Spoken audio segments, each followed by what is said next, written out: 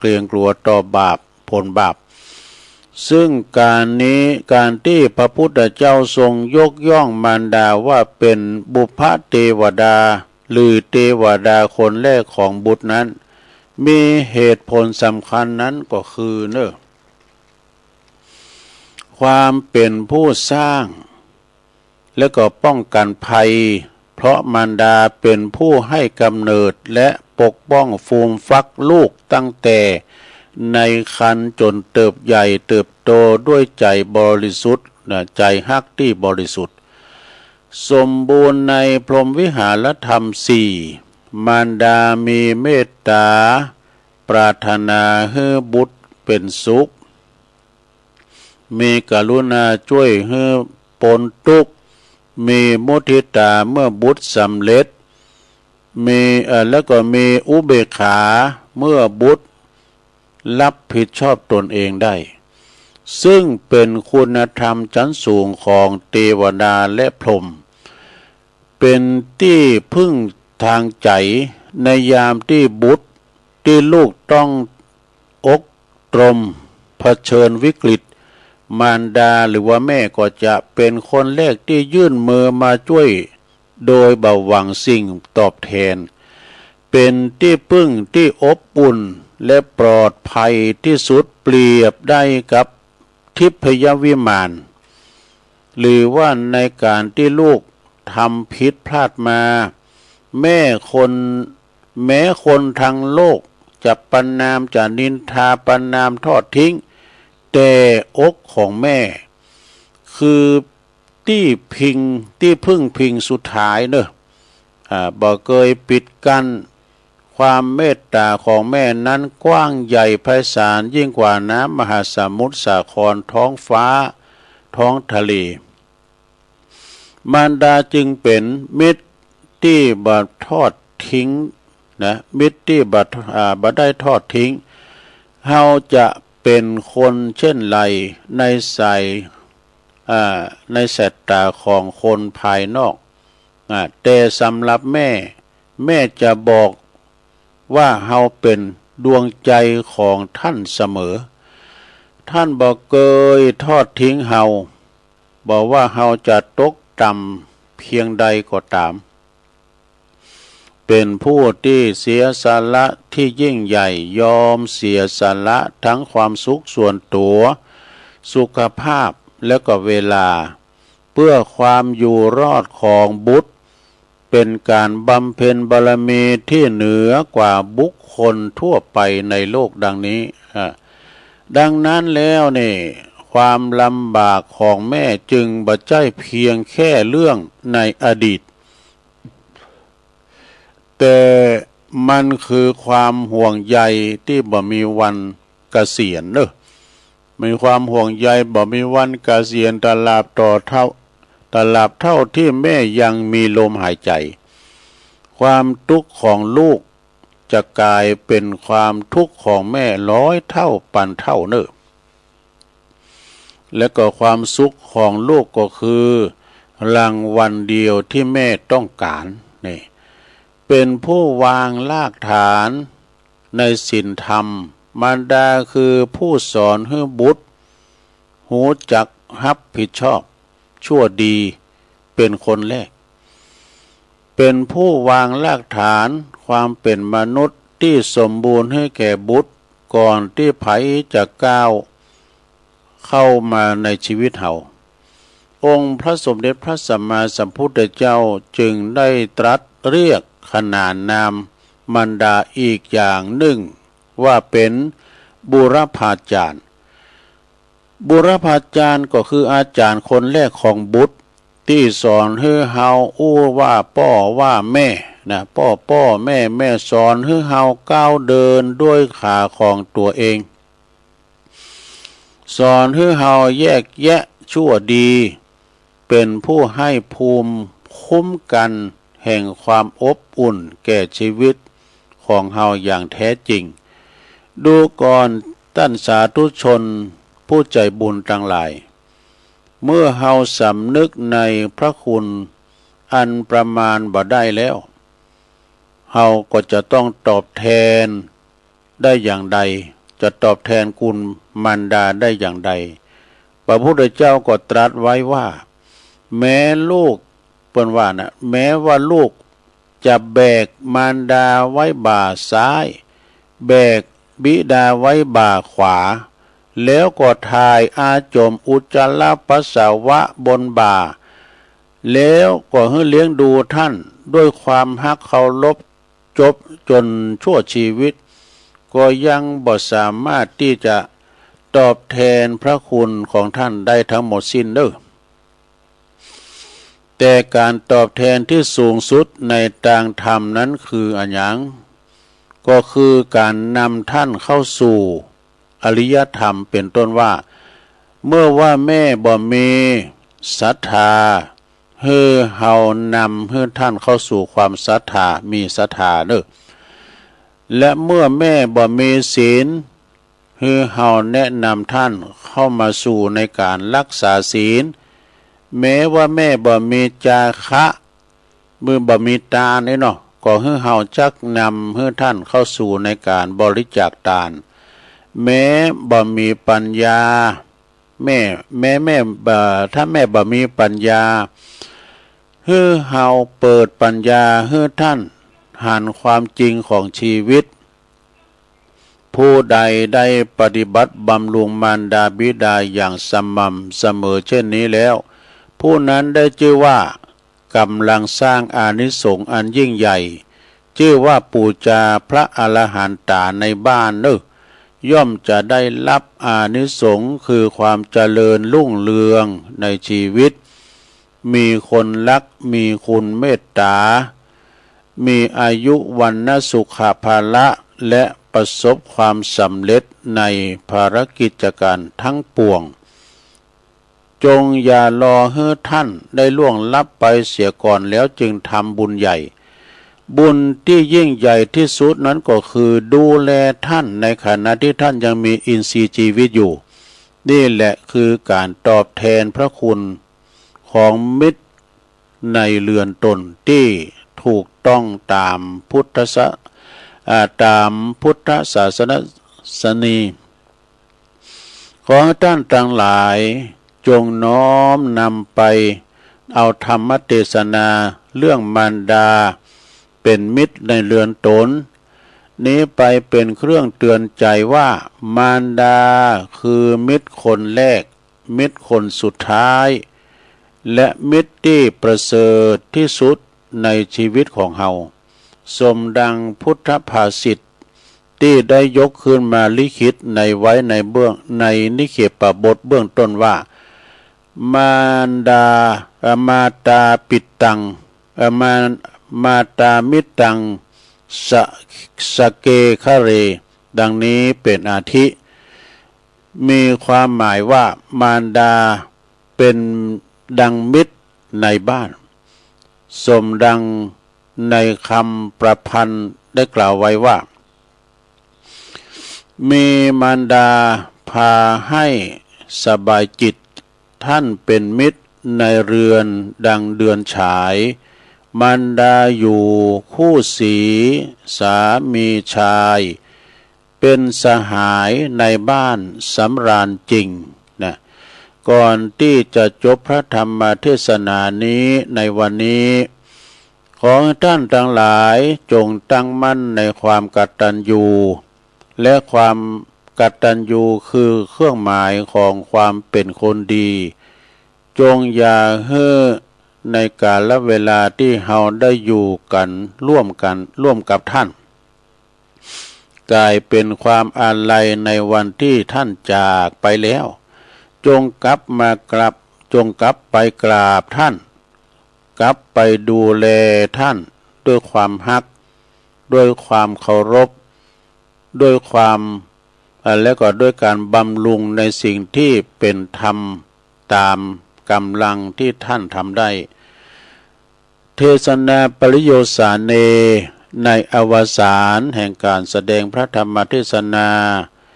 ด้วยอำนาจบุญกุศลที่ท่านทั้งหลายได้บำเพ็ญให้เป็นไปขอจงเป็นตบะเดชะได้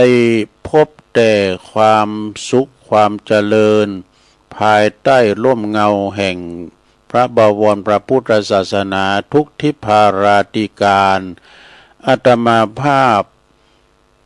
ได้รับประทานแสดงพระธรรมเทศนา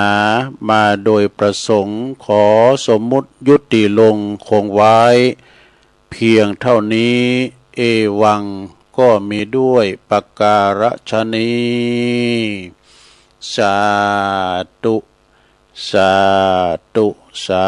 ธุเอาแล้วสัทธาญาติโยมทั้งหลายอู่ไทยอู่เมืองปันเล็ดบ้างเนาะอันนี้ก็จบลงไปเนอะตามคำเหล็กหล่องวัดตุลุงลองวาเป็นเล่าเป็นเมืองพอร้อยเนี่ยอันนี้ก็วาไปแล้วเนอะใส่วัดจัดให้เป็นธรรมพระคุณแม่เป็นดั่งมิตรในเรือนตนจบลงไปเนาะสัทธาญาติโยมทั้งหลายเดี๋ยวเอาปอนทำไหมก่อนเนาะเอาปอนทำแล้วก็จะอย่างเบรกกรรมไหมนะจะขบชั่วโมงแหลกพอดีเนาะเอาปอนทำถึงลงถึงลายเด้อ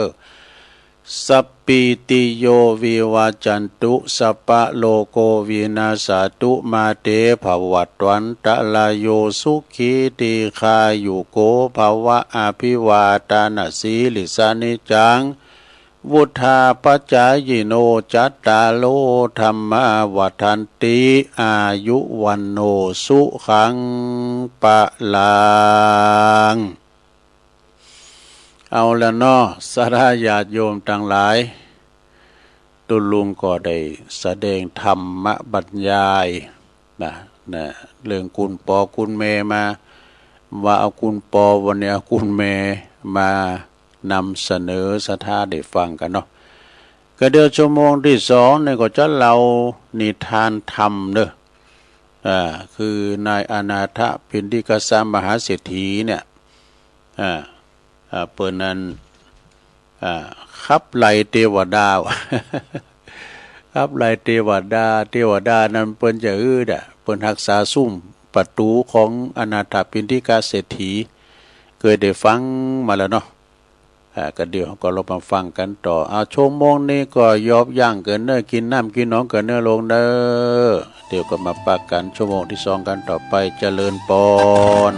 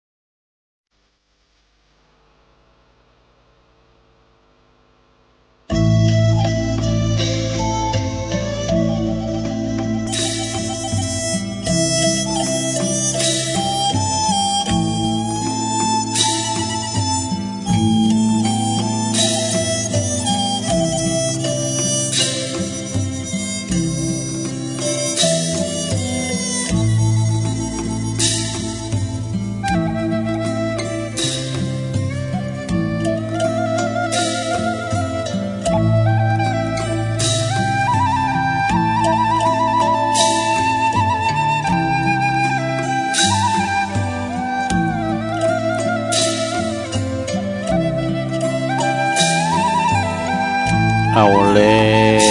วศรัทธาตันสาธุชนญาติโยมต่างหลายเนาะ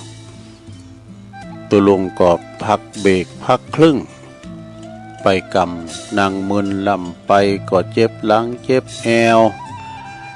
ยกย้ายค่ายตีเตียวไปเตียวมาหยุดเส้นหยุดสายแล้วก็มานั่งอู่กันต่อในชั่วโมงที่สองเนอะขณะนี้ตันต่างหลายก็กำลังฟังรายการสัพเพเหระปกิณกะขอนลุงไก่แจ้ง รายการเสียงธรรมแสงทองดำเนินรายการโดยตุลุงยองเนอะมานางอู่นางจ้าก็ปออกศรัทธาตั้งแต่ตีสามมาละนะขณะนี้เวลาก็ตีสี่กับ6 นาทีซะทั้ง4 โมงกับ 6 นาทีพองก็ลุกมาแล้วลุกมาหนึ่งเข่าเป่าไฟทำหุงหาอาหารสำหรับกับเข่าจะไปวัดไปว่าวันนี้เป็นวันพระวันศีลใหญ่ศีลหลงเดือน8ปิงเนอศรัทธาญาติโยมหลายวัดที่เปิ้นมีการมีงานเนาะมีงานเดือน8ปิงนะดังที่วัดตุลุงนี่ก็วันนี้ก็จะได้ถวายการต้อนรับพระสงฆ์องค์สังฆเจ้า2ทะเลินนะทะเลินแลก็ตักบาตรตอนเจ้า25 ตุนเปิ้นจะมีการทำบุญทักษิณานุปทานแล้วก็ตอนฉันเจ้าแล้วกินข้าวง่ายกันแล้วเนาะ8 โมงก็จะได้อังการรัตนาพระบรมสารีริกธาตุลงสู่หอทรงน้ำแล้วก็8 โมงปลายก็ครูบาอาจารย์จะมาแถมจุดหนึ่งก็25 ตุนเพิ่นก็จะมาจำเริญพระพุทธมนต์สืบชะตากันวันนี้หลายวัดหลายว่า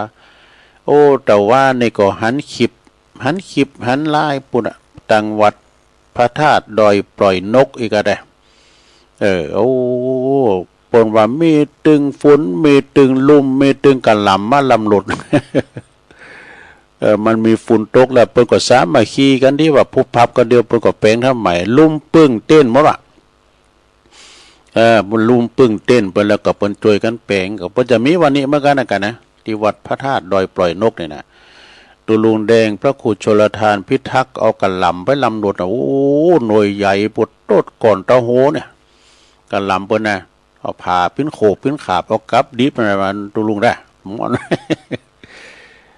วันนั้นก็ไปหันคลิปแต่วัดท่ามะเกียงไงนะ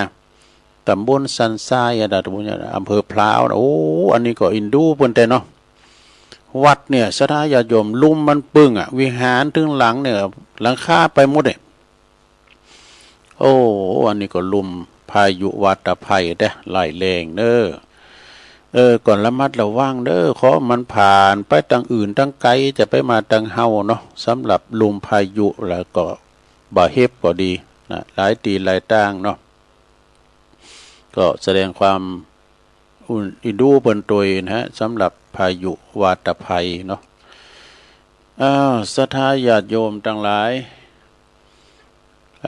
วันนี้เลยผ่านมาว่าแล้วก็มีเวลาจะว่าเนาะแต่คือว่าตีครูบาเจ้าศรีวิจัยเปิ้นปามเป้งปรมีธรรมนำเอาอุบาสกอุบาสิกานำเอาเทวบุตรเทวดาก็คือเจ้าบ้านเจ้าจอเนี่ยเปิ้นบุกเบิกคนตั้งขึ้นวัดพระธาตุดอยสุเทพเป็นระยะเวลา11 กว่ากิโลเนาะแล้วก็ใจเวลาหาเดินกับ22 วันนี่แล้ววันที่30 เมษายนแต่ว่าเนี่ยเป็นวันเปิดหนทางขึ้นสู่วัดพระบนดอยสุเทพตั้งแต่ปีนั้น2478จนถึง2569 ปีที่ผ่านมาแล้วดูนะถ้ามีเวลาจะเอามาเนาะก่อนเดียวก่อนตัวลุงต่างธรรมวันนี้อันนี้คติธรรมเนอะอนาถปิฎกเศรษฐีนี่เปิดปิฎเศรษฐีดูเปิดจวยเนาะทำบุญเจ้าว่าบุตรโตเสียงเงินเสียงทองไปหลายจะเป็นอนาถะเป็นนายอนาถามีอย่างละนะเทวดาเฝ้าประตูก็เลยอดบ่ได้ก็มาขอร้องให้ปองได้ย่างให้พวกดังกันตานเนี่ยไปตานอย่างนั้นเลยจะหมดเนื้อหมดทัวเลยนะเป็นเจ้าใดลองฟังบ่อนเด้อเทวดานี่หันเปิ้นกินเปิ้นตานนักลำนักเลยเนาะ ก็เลยว่าย่างให้พอได้ตาตานแล้วตะเหือได้มีอย่างนี้เนาะเรื่องอนาถปิณฑิกเศรษฐีเปิ้นขับไล่เทวดามันเคยฟังพระอาจารย์เน้นหลักเราแล้วก็ฟังเพิ่มเติมเนาะฟังเพิ่มเติมแถม เปิ้นว่ายังมีเทวดาตุนหนึ่งนี่เทวดาประวัติตุนนะเป็นตุนอย่างตุเจ้า3ตุน5ตุนเนี่ยเนาะยักษ์เปิ้นก็ว่าตุนว่ะ แล้วก่อนหยังก็มีเป็นตุนเนี่ยนะเพศก็ว่าตุนว่ะดูเหี้ยเทวดาตุนหนึ่งนะมีเทวดาตุนนี้ก็ที่อยู่เฝ้าประตูเฝ้าบ้านซุ่มประตูของอนาถปิณฑิกเศรษฐีนะเวลาพระพุทธเจ้าแล้วก็พระสาวกต่างหลายเข้าไปตีบ้านเศรษฐีก็บ่อาจอยู่บ่อาจอยู่บนวิมานหือเป็นสุขได้นะอยากจะอยู่หือเศรษฐีหือเลิกการทำบุญได้เถอะนะอยากจะอยู่หือเศรษฐีนะหือเลิกทำบุญเลิกทำบุญอยู่เสมอวะนะแต่ก็เวลาเศรษฐียังลำยังรวยอยู่ก็บ่อาจจะยังได้ก่อนนี่เปิ้นลำเปิ้นรวยนะเศรษฐีนะลำรวยเงินทองกินตันไปติ๊กอีกอะเนาะต่อมาเวลา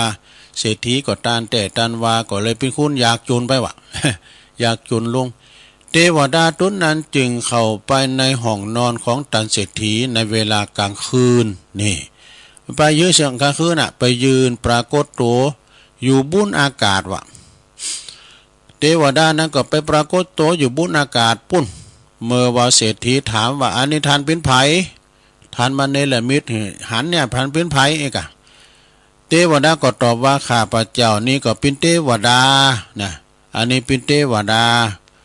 ซึ่งก็สิงสถิตอยู่ที่ซุ้มประตูที่4ของท่านนั่นแหละนี่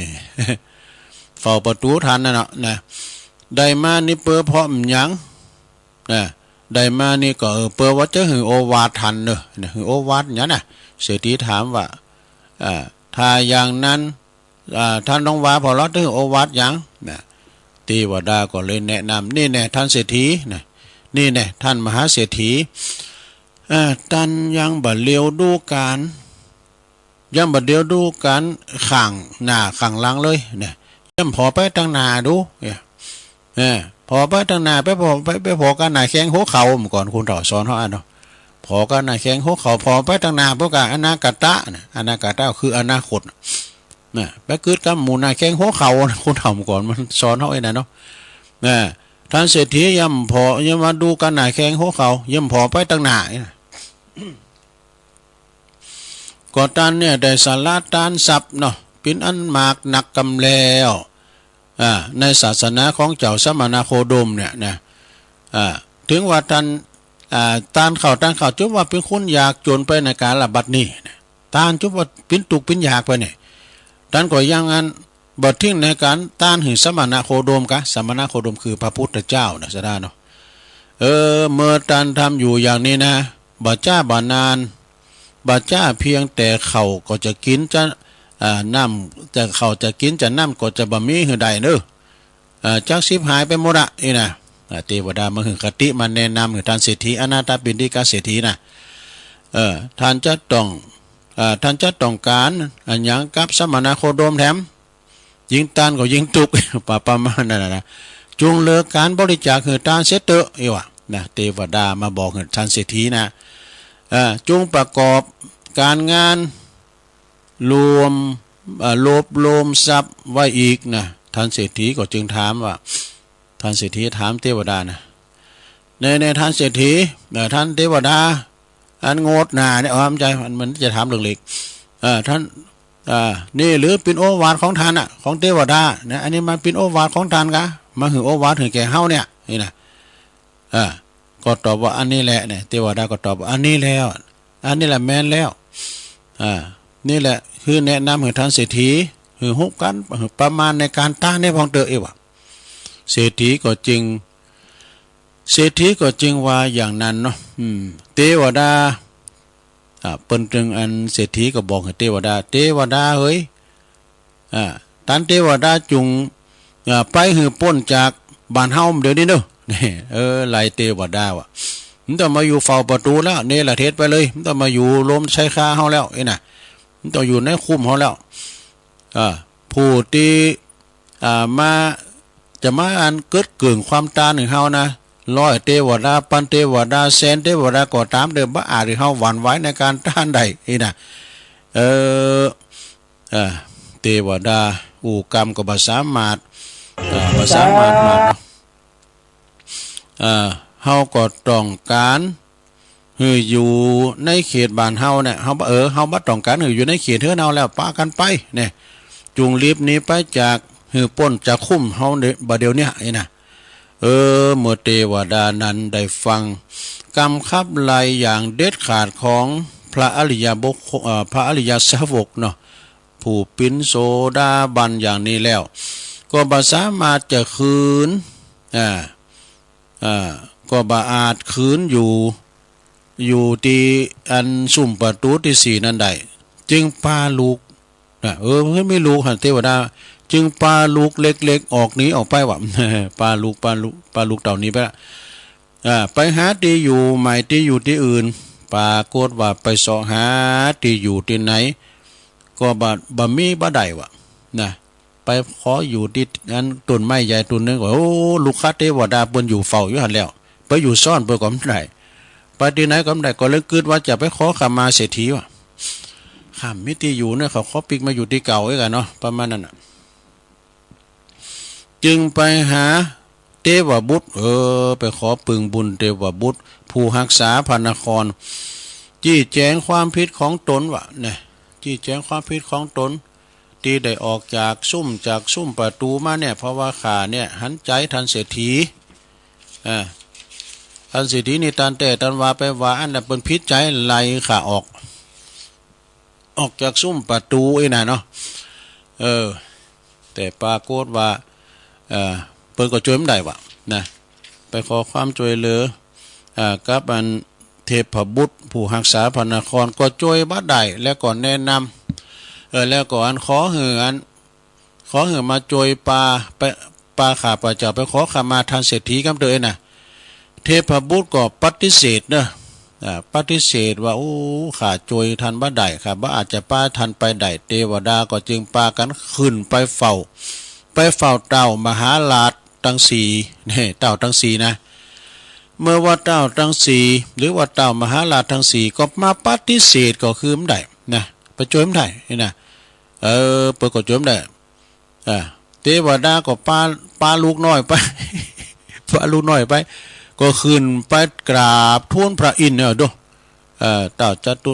เต่าพระอินทร์บนนะเต่าสักกะเทวราชพระอินทร์ก็จึงทรงแนะนำอุบายว่าอย่างนี้เนอะนะท่านท่านหาตีปึงบ่ได้แล้วท่านก็ต้องจุยเศรษฐีกะนี่นะจงไปจำแรงแสลงตัวปินนายสเมนว่าคือปินไอเมนเนอะไปปินนายสเมนของท่านเศรษฐีแล้วก็ไปขอเอาหนังสือสัญญากู้เงินโดโหเพิ่นมีสัญญากู้เงินจากท่านเศรษฐีมาหรอแล้วก็ไปทวงหนี้18โกดก็ว่าโอ้ปอกกานายขายไปยืมสตางค์เบิ่นแล้วมันสายว่ะ18โกดเกินโพกปอกกาตังหลายเนี่ยมาใส่ไว้คือว่าปอกกานายขายทั้งหลายเพิ่นไปยืมเงินไปกู้เงินท่านเศรษฐีเอามาลงทุนในกันแล้วมันสายเพิ่นนี้แล้วก็ไปทวงมาแล้วใส่ท่องพระคลังที่มันวางเปล่านะเก็บเงินไว้ในคลังเด้อนี่นะแล้วจุงไปเอาเงิน18โกดที่ท่านเศรษฐีฟังไว้แต่ว่าน้ำมันเสาะน้ำมันปัดมันปังมันก็เลยลอยไปตามน้ำกับเงินอีก18โกดนี่นะที่เปิ้นเอาฟังไว้นะซึ่งบ่มีเจ้าของเนี่ยก็คือว่าของเศรษฐีนั่นเนาะแต่ว่ามันน้ำมันปัดมันปาไปเนาะของเศรษฐีนั่นน่ะมันอยู่ที่ปูนพองที่นี่พองเนี่ยปากันไปเก็บมาเอาลูกน้อยหอยขางไปโยนเก็บเอามาใส่ห้องท่องพระคลังที่มันวางเปล่าของเศรษฐีนะแล้วจงไปยืนอยู่บนอากาศในห้องเศรษฐีชี้แจงการลงโทษตัวเองนะข้าพเจ้าลงโทษตัวเองแล้วนะท่านเศรษฐีข้าพเจ้าไปโดยเอาหนี้เอาสินมาหมดแล้วมาโดยเอาหนี้เอาสินที่เขายืมท่านเศรษฐีนะแล้วเขาใส่นะข้าพเจ้านี่ก็แสดงตัวเป็นไอเมนเป็นสเมนแล้วก็ไปทวงมาได้มาหมดไว้เก็บไว้ในท้องพระคลังจักมาขอโทษท่านเศรษฐีเนอะเทวดาก็ดึงกลับลงมาทำอุบาย พระอินทร์ทรงบอกนะทรงบอกเศรษฐีก็เกิดว่าเทวดานี้ลงโทษตัวเองแล้วนะโดยการไปหาทรัพย์หาสินที่ว่ามันทะลุปูปังหายไปนำปัดนำปลาไปตัวทงหนีเอาปอกาให้ขายเอามาใส่ท่องพระคลังอย่างเดิมนะท่านเศรษฐีนะก็ควรจักป้าเอาไปเฝ้าพระพุทธเจ้านะ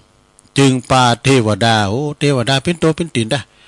ปาเทวดาเข้าไปเฝ้าพระพุทธเจ้ากราบทูลแล้วก็ทรงสาบเลิงทั้งปวงนะส่วนเทวดาก็ได้มอบกราบลงอันทูลขอโทษว่าพระพุทธเจ้าจึงตรัสว่านี่เนี่ยข้าบดีท่านเศรษฐีผู้ทำความชั่วเมื่อความชั่วยังบ่หือผลตราบใดก็ยังหันความเจริญอยู่ตราบนั้นเมื่อว่าความชั่วหือผลเมื่อใดก็ได้หันผลความชั่วเมื่อนั้นความชั่วเดี๋ยวเขามาพอผลหรอกตุเปิ้นว่าอี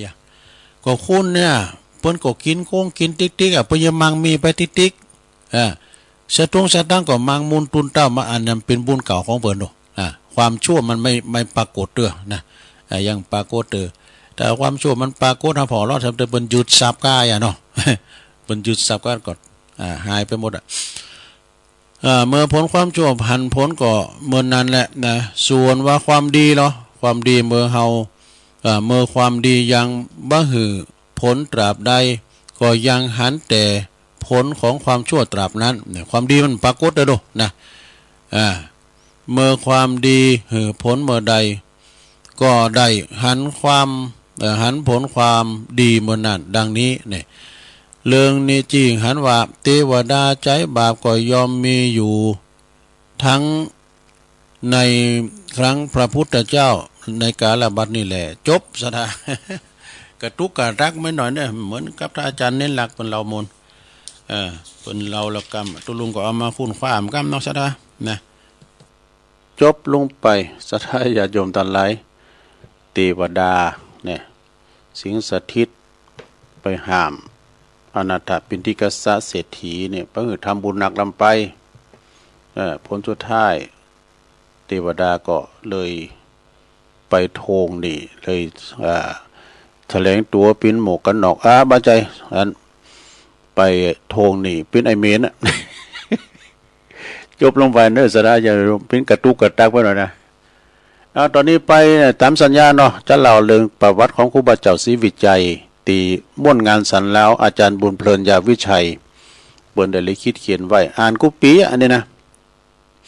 เปิ้นมีอย่างอี้ในฐานะตีเกิดมาในแผ่นดินล้านนาสิ่งที่เฮาหันความเป็นเอกลักษณ์อย่างเด่นชัดก็คือ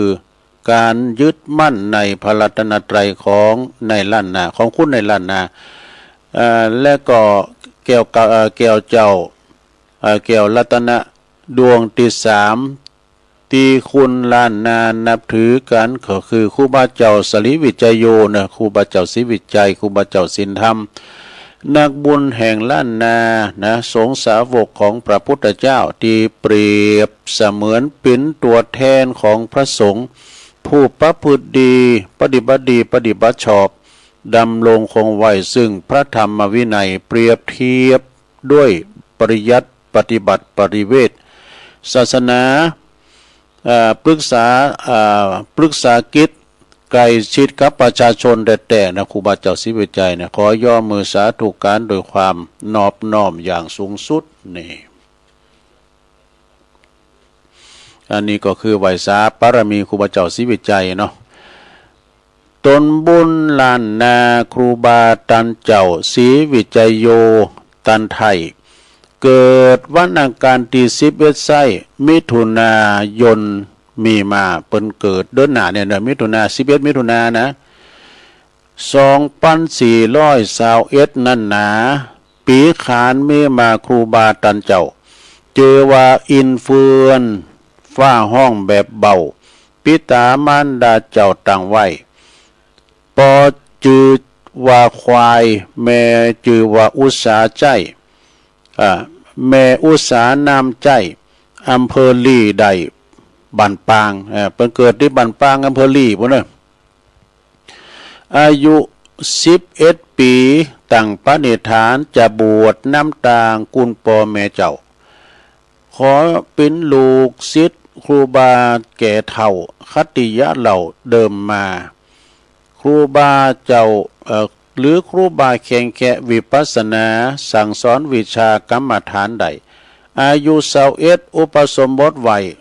วัดบ้านหงโลงไทยบุญจูเปิ้นเป็กตุเจ้าที่วัดอุโบสถวัดบ้านหงโลงเน้อซะนะ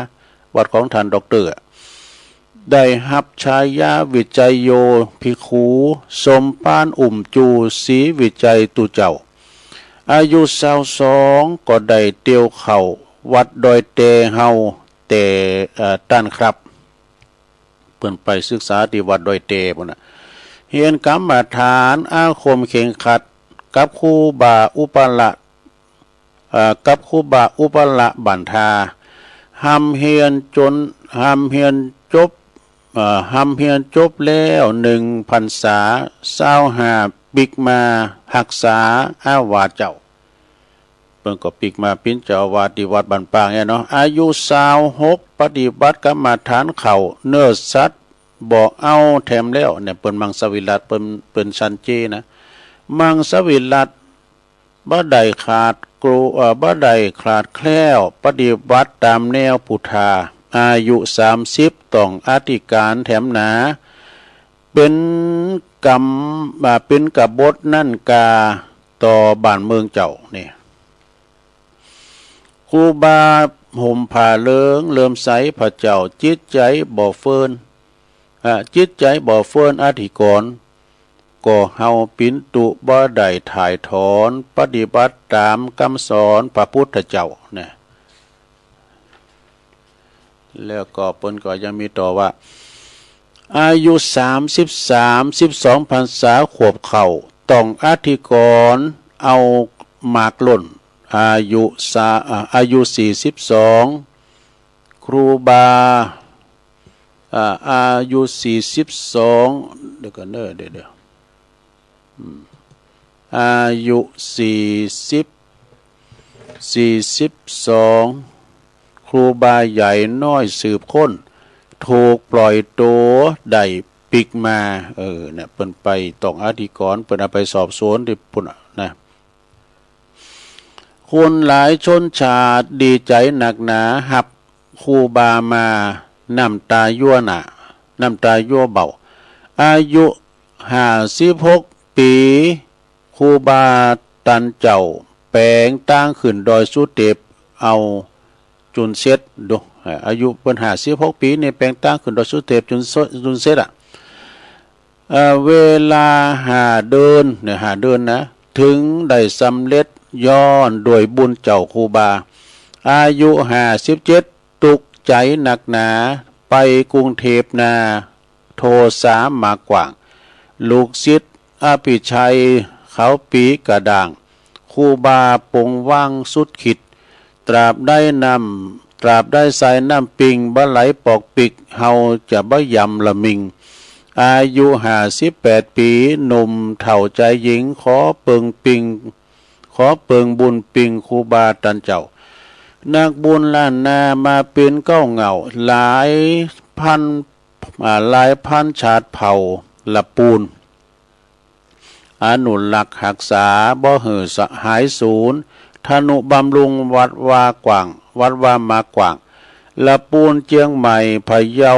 ห่วมสร้างวัดวาอารามห่วมคิดอายุ60 ปีตันได้ชุกคิดสังขารอ่านคุณเฮาเกิดแก่เจ็บตายตึงนายตึงเขาอายุของเฮามันบ่เตียงมันตันละสังขารปุงว่างแม่นมันมรณภาพลาไป60 ปี38 พรรษาสดใสบ้านนอกเมืองในเมืองในอาลัยตันเจ้าคุณงามความดีสีใสบ่เศร้าครูบาตันเจ้าศีลธรรม ระลึกนึกถึงบุญเก่าปังหลังครูบาตันยังอยู่ในใจข้าอยู่ในใจข้าจบสระอันนี้นะเป็นชีวิตของครูบาตันเจ้าตีอาจารย์บุญเพลินยาวิชัยนะฮะเปิ้นได้เขียนมาแล้วก็ตุลุงเอาวากูปีเอาว่าให้กูปีเนาะครูบาตันเจ้านี่โอ้เปิ้นเป็นคุณที่ว่าปั่มเป้งปรมีธรรมจนว่าญาติโยมเนี่ยเขามาอยู่ด้วยนักนะปิ้นพี่น้องชนเผ่าก็หลายไปกึดวัดสั่งว่าหลายตีหลายตั้งละปูนเจียงใหม่พะเยาเจียงไฮ้แผ่วปูนตะโกงหงสาบนนะ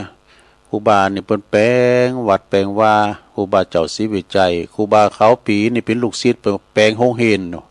แปลงหงเฮนนะฉะนั้นก็อันนี้มาเราสู่จู้กันฟังว่าใน30 เมษายนนี่เป็นวันเปิดเส้นทางขึ้นสู่พระธาตุดอยสุเทพนะได้เก่า11 ปีนะตั้งแต่เปิดหนทางวันที่30 เมษายนปีต้นมานะอันนี้ก็ชีวประวัติการสร้างหนทางขึ้นบนดอยเมื่อก่อนเตี้ยวขึ้นบนดอยกันวันวิสาขบูชาน่ะเปิ้นเตี้ยวขึ้นบนดอยสุเทพกันน่ะก็มาไกลลำไปก็มาขึ้นดอยน้อยนี่ก็ได้เด้อ ประเดี๋ยวนี้มันเป็นอธิกามาศเนาะปีอธิกามาศเดือน8เดือน12เตอก็จะเคลื่อนย้ายไปวันพุ่นเดือนเก่าปิงบนวิสาขะนะว่าบันห้วยจอมต้องบ่เด้อ1 มิถุนายนก็ฮะแต่ลืมหมดแล้วนี่อันนี้ก็ชีวประวัติเนาะของครูบาอาจารย์ที่มาเราสู่จู้กันฟังนะศรัทธาญาติโยมทั้งหลาย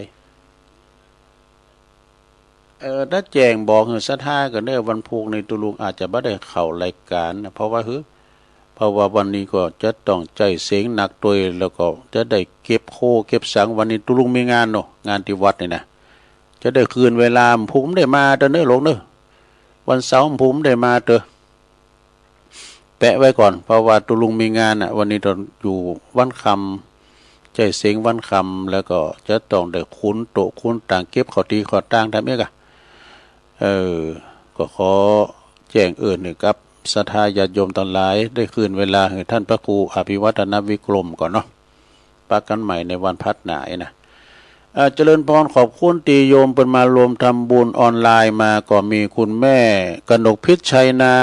อันนี้จากห้วยงูในเมืองฝางบนเป็นรวมทำบุญในงานทรงน้ำพระบรมสารีริกธาตุของวัดพระธาตุเจ้าดอยน้อยจำนวนปัจจัย 4,500 บาทอุทิศบุญกุศลไปให้ปอเกิดแม่เกิดเจ้ากรรมในเวรแล้วก็อุทิศบุญไปให้จิตดวงวิญญาณของปอตานแม่ขันแก้วชัยนาที่ล่วงลับไปแล้วตัวก็ขอกุศลน้ำบุญอันคุณโยมกนกพิษชัยนาพร้อมกับลูกหลานเด็ดตาลวันนี้ก็ขอไปหอถึงเตือนตันอย่างจิตดวงวิญญาณเขาเจ้าทั้งหลายเจ้ากรรมในเวรพอเกิดไม่เกิดตัวหรอกได้รับส่วนบุญส่วนกุศลแล้วก็ขอโยมอยู่ดีมีสุขอายุมันควันยืนมีจกมีใจเปิดก็ห้อมตานมากูปีเนาะปีแรกเปิดเอาเข้าซอยมาตัวปีนี้ติดกันหลายตีก็เลยฝากทำบุญมาตัวเนาะเอา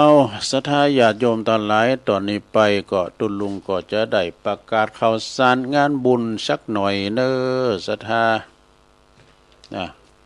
ก็วันนี้ก็เป็นวันที่1แล้วหลายวัดหลายว่ากันที่เปิ้นมีงานนะวัดพระธาตุดอยสุวัดพระธาตุหริปุญชัยก็วันนี้วันสำคัญแต่ว่านี่เปิ้นก็แข่งกองโลงกันแต่ว่าวันซืนนี้นะเปิ้นแข่งกองโลงกันที่วัดพระธาตุหริปุญชัยนี่เปิ้นเริ่มมาแต่วันที่25แล้ววันแรกก็ฝนตกแล้วก็จนวันนี้เป็นวันสุดท้ายในเมตตาบารมีธรรมพระเดชพระคุณท่านเจ้าคุณพระเทพรัตนนายกท่านเจ้าคณะจังหวัดละปูนนะพร้อมด้วยคณะสงฆ์ในจังหวัดละปูนนอกจังหวัดด้วยนะก็ไปรวมทำบุญกันแล้วก็วันนี้ที่วัดสะพุงโลงด้วยกันเนาะ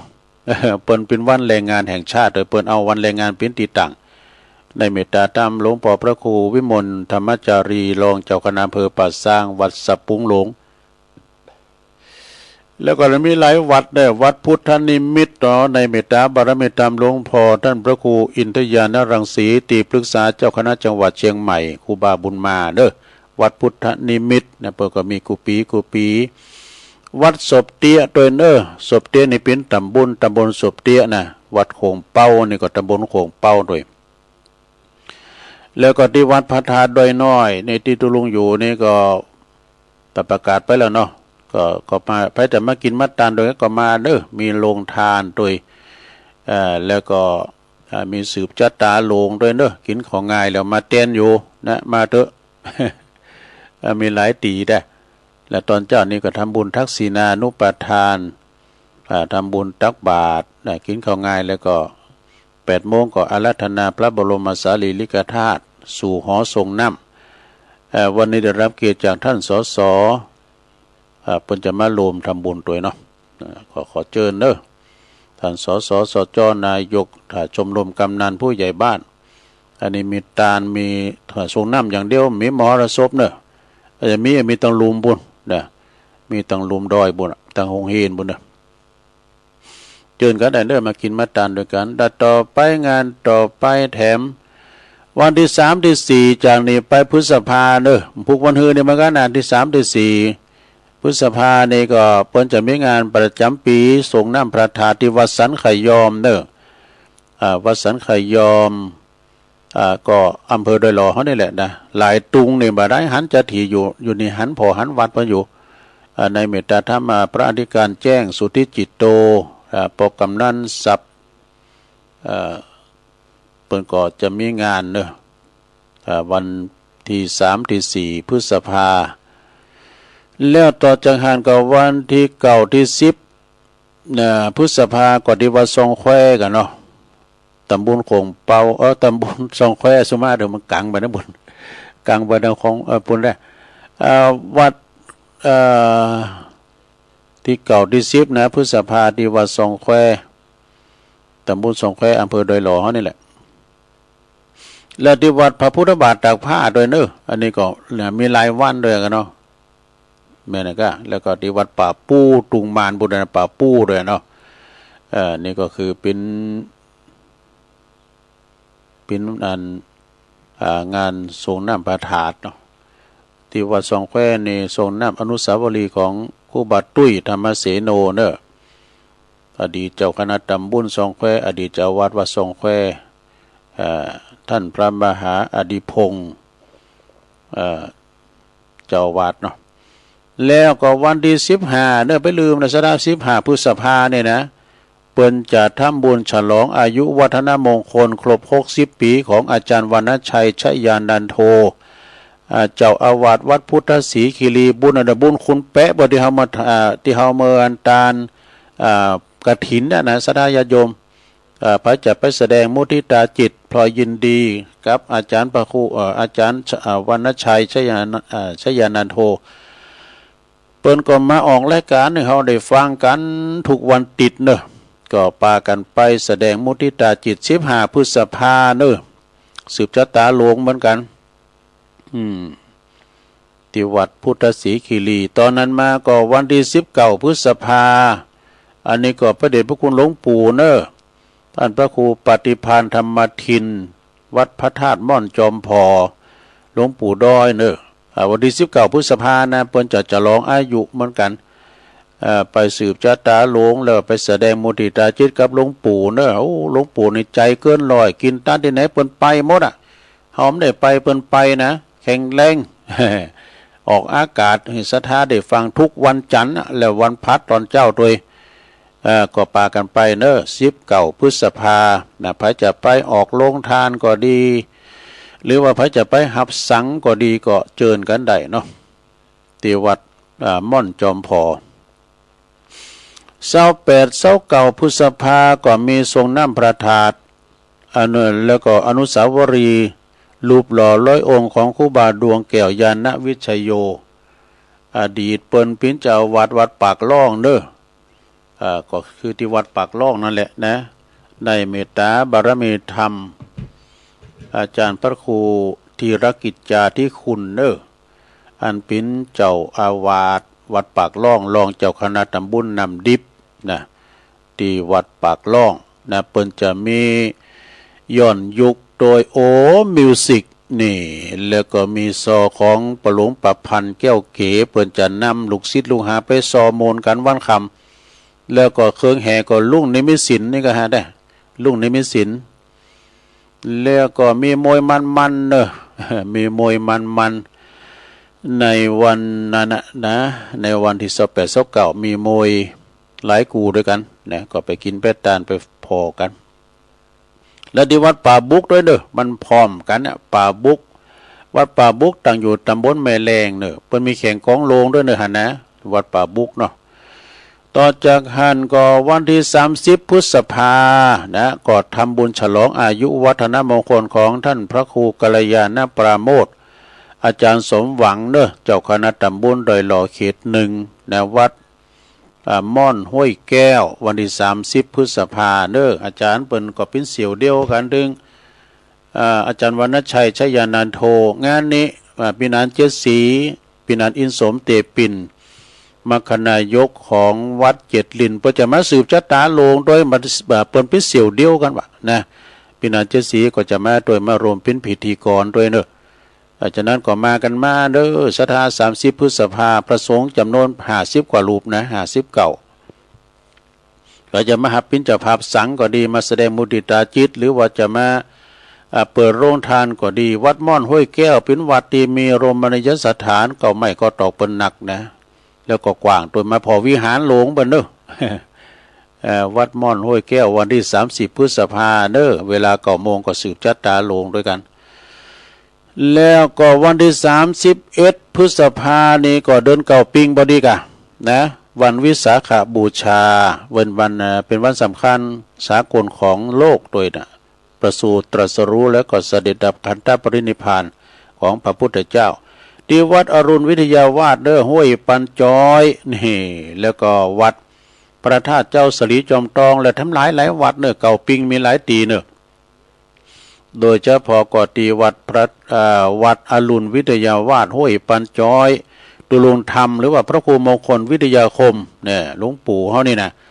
90 ปลายแล้วเนอะเอาแข็งแรงหลวงปู่บุญธรรมนี่นะพระครูมงคลวิทยาคมและตุปิมอนเปิ้นก็จะมีงานกูปีเก่าปิงนะตุลุงของไปกูปีเด้อนะตามกูปีนี่เฮ็ดหอบออกแล้วนะ เฮ็ดหอบมันจะออกตั้งแต่งานวัดพระธาตุหริปุญชัยแล้วนะก่อนนะมันฝุ่นตกดีลูกตีวัดอันสองแควก็เคยออกนะวัดสองแควมันออกปื้นเก่าดอกแก้วนะแต่วัดอรุณวิทยาวาสเลยสถานเด้อวัดห้วยปันจ้อยนะ31พฤษภาวันวิสาขบูชาเก่าปิงเนอไปปักกันตีหันเนาะแล้วก็วันที่32โอ้32มีกระดุต่อจากหันก็เป็นวันที่2พฤษภา69แม่นว่า2พฤษภาคมพุกแล้วกันเด้อเปิ้นจะทำบุญครบรอบในการมรณภาพของอาจารย์ท่านพระมหาวิษณุจารุธรรมโมปริญธรรม5ประโยคกันเนาะวัดจิตลินในวันพุกนะเปิ้นจะทำบุญครบอายุ1 ปีดีการมรณการของอาจารย์พระมหาวิษณุจารุธรรมโมเนอะไปรวมทำบุญกันเนอะเวลา9 โมงเป็นต้นไปมีผักกะตอนเดียวนะแล้ววันที่2พฤษภาคมเหมือนกันเนอะวันเสาร์วันติดเนี่ยนะ2 วันเนี่ยที่วัดของอาจารย์สมเพชรปัญญาโนวัดป่าไผ่บ่อทองนี่เพิ่นจะทำบุญ50 วันของเมตตาบารมีธรรมหลวงปู่ท่านพระครูพุทธิธรรมรักษ์อันนี้เปิ้นจะทำบุญ50 วันนะ50 วันแล้วก็วันที่19พฤษภา19พฤษภาเนี่ยโอ้งานบวงสรวงปอบานเนอะงานบวงสรวงพ่อบ้านแล้วก็ทรงน้ำพระธาตุที่วัดดงนิมิตรเนอะน้ำดิบน้อยอันนี้มันตรงกับหลวงปู่วัดพระธาตุม่อนจอมผอเหมือนกันเนอะวันที่19พฤษภานะฮะจะไปลืมเนอะประเพณีส่งน้ำ พระธาตุแล้วก็บวงสรวงพ่อบ้านที่วัดดงนิมิตรในเมตตาธรรมเจ้าอธิการพิเชษสิริพัทโทตุพิเศษเท่านะเจ้าคณะตำบลนำดิบเนอตุปีเอ็มเจ้าพ่อดงนิมิตรปลดขวานรางวัลที่1หลายตีเนี่ยของหลวงบนดังจากหันไปก็23-24นี่มีหลายวัดเนอวัดโลงหลับวัดโลงน้ำดิบโลงเขาโดยงานทรงน้ำพระธาตุนะตุปีอามปลัดวัดรัตทันยูนะแล้วก็วัดสะปุงน้อยตุปีเคโดยตุปีเคก็นิมนต์ตุลุงเหมือนกันนะแล้วมันซุบจับกับที่วัดดอนจืนนะไม่ได้ไปตุปีเคเอ้ยแล้วก็วัดตาตุ่มโดยก็จะไปจะมีในวันที่23-24พฤษภาคมเนออันนี้ก็เป็นข่าวสารงานบุญประกาศในศรัทธาญาติโยมเนาะก็ความจริงก็มีหลายเนาะความจริงวัดแต่ละวัดก็มีงานบุญกันหนักนะเอาละเนาะต่อไปจะได้ตักตังลายกันเนอศรัทธา จะได้ตักตังลายก่อนวันพุกนี่แปะกันเนอวันเสาร์ตุลุงก็จะใจเสียงวันค่ำเหมือนกันวันนี้แล้วก็จะได้เก็บขอบเก็บโคตอนค่ำตอนอย่างแถมเอียกอะนะพวกเจ้าขึ้นรายการเวลาอาจารย์พระครูอภิวัฒนวิกรมต่อไปก็ตักตังลายก็มีแม่หลวงสายฝนจันกุลนะพี่น้องไหลปิ้งน้องปลาขาวข้ามปิ้งมาเด้อบอกอาจารย์ใช่มาด้วย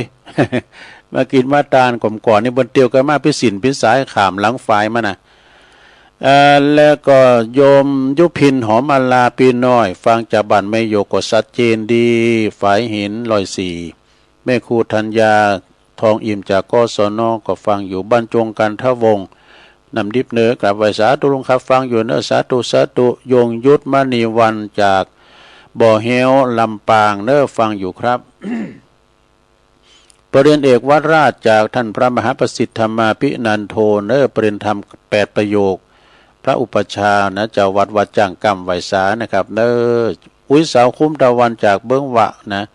ลวงเหนือฟังอยู่นะบุญส่งจากลำปางไวสานะครับ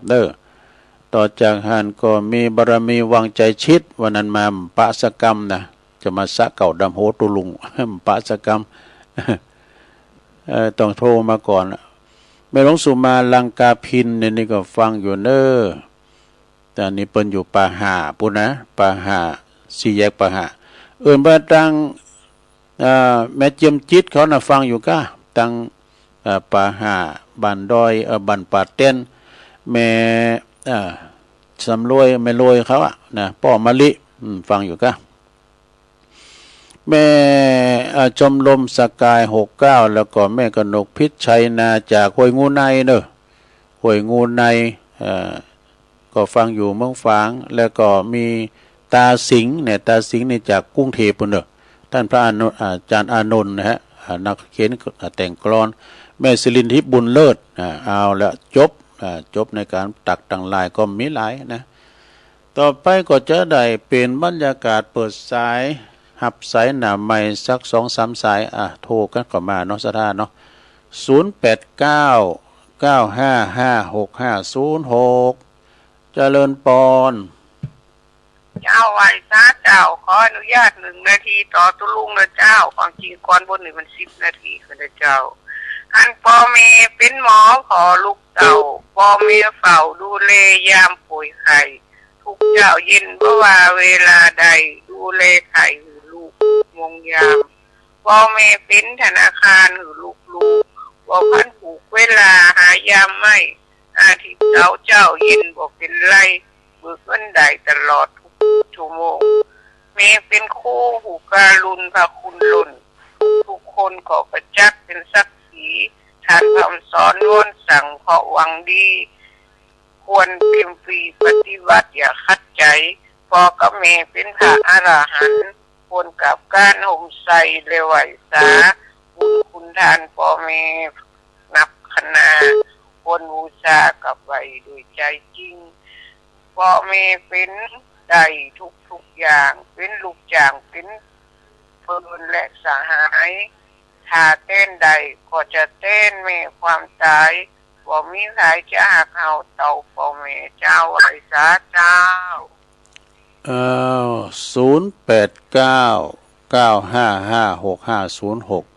วันนี้เป็นวันแรงงานแห่งชาติโดยในวันที่1นะศรัทธาญาติโยมขั้นแรงขั้นต่ำ300 บาททำบุญได้100อื่นประดังปนานพรมพิริยะเนาะสันสายครองน้อยแต่ปุนฟังอยู่ก้า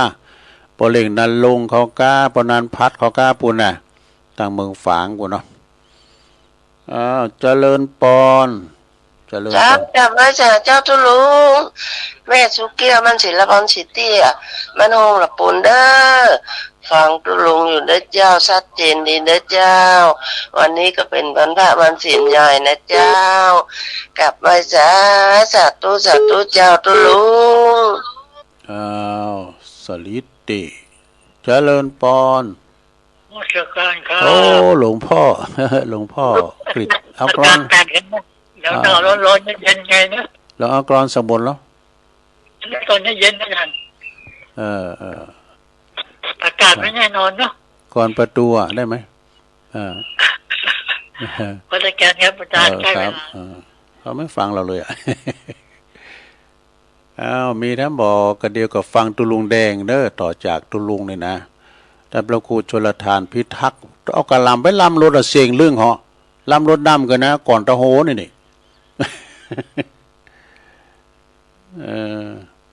เจริญปอนเจ้าตุลุงพังอยู่เลิกจากลำปางมาไหลนั้นน้อยไม่น้อยเจ้าจะตูก็เดี๋ยวฟังพระครูชลทานพิทักษ์เปิ้นก็อยู่วัดแม่ห้องไคร้เจริญปอนเจ้าภาษาเจ้าตุลุงไม่ฟังอยู่เด้อลำปางเนาะเจ้าสมัยลำปางเจ้าชัดเจนดีเนาะเจ้าชัดเจนดีเจ้ายินดีนะจะเอาแล้วสถาขอบคุณเด้อที่เปิ้นโทรกันมาสายที่เปิ้นมานี่เต้นแล้วกันเนาะขออนุโมทนากับสถาที่เปิ้นฟังกันเด้อนำรายการจากลาสถาไปก่อนเดี๋ยวฟังตุลุงแดงต่อจากตุลุงเนี่ย